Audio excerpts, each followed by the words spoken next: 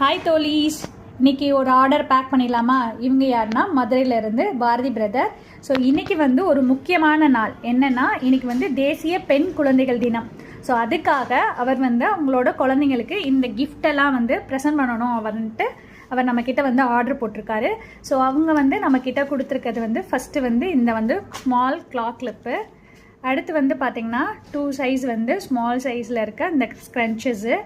அடுத்து பார்த்திங்கன்னா இந்த 2 செட்ஸ் ஆஃப் 1 பேர் ஆஃப் வந்து நம்மளுக்கு வந்து கொரியன் ஹேர் கிளிப்பு.